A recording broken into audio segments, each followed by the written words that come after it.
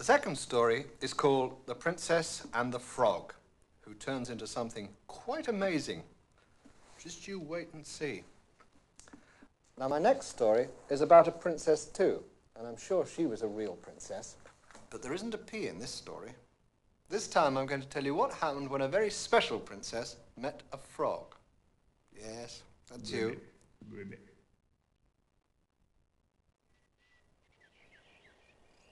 Once upon a time, there lived a king who had 7 beautiful daughters. But of all his daughters, the youngest was the most beautiful. As he was a good and wise king, he loved all his 7 daughters equally, but his youngest daughter brought him very special happiness. She was so lively and full of fun and filled the palace with laughter. Now, the princess had one favorite among all her toys. It was a golden ball that her father had given to her when she was very young. She spent many hours throwing it up into the air and catching it, and always loved the way it shone and sparkled in the sun.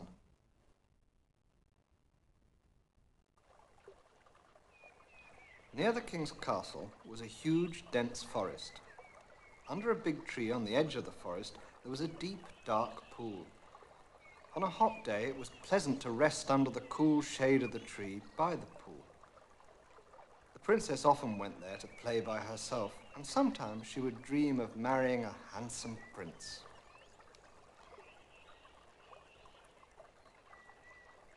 The youngest princess often ran up and down on the grass near the pool, throwing up her golden ball and catching it. One day, however, when the princess threw her ball up, it did not fall into her outstretched hands. It fell onto the grass and bounced into the deep pool with a loud splash. She quickly ran to the edge of the pool and looked down into the water, but it was gone.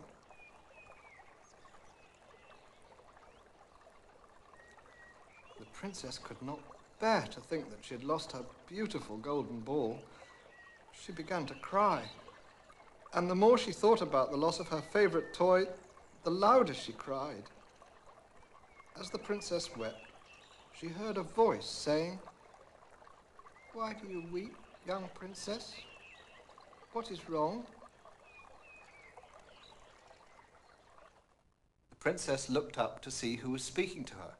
She could not see anyone nearby, so she thought she must be hearing things. There was only a frog sitting at the edge of a pool staring at her. Didn't anyone tell you that it was rude to stare?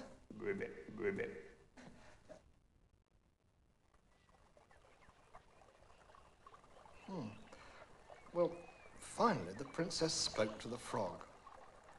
"I am crying," she said, "because my beautiful golden ball has fallen into this deep pool." The frog hopped up to her and spoke again. "Do not cry," said the frog.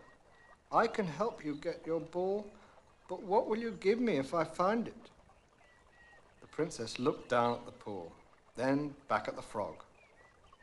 Finally, she said, "I will give you anything you wish for. You can have my clothes or my jewels or even my golden crown, if only you will find my golden ball." "I do not want your clothes or your jewels or even your golden crown," the frog replied. "I should like you to love me. I want you to let me be your friend and play with you. I want to sit beside you at the table, eat from your golden plate and drink from your golden cup. I want to sleep in your bed beside you. If you promise me these things," went on the frog, "I shall dive down to the deep pool and find your golden ball. Do you promise?"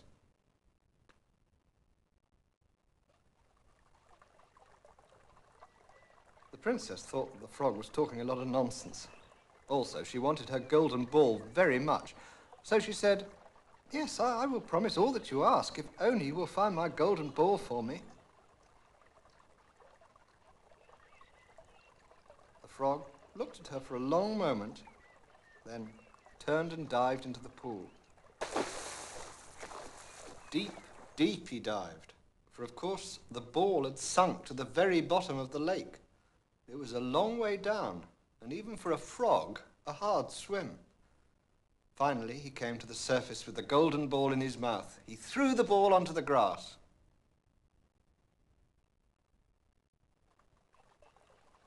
The princess was so happy to see her favourite plaything again. She picked it up and laughed with delight as she threw it into the air and caught it again and again. Then she turned her back on the frog and the pool and ran away through the forest towards her father's castle.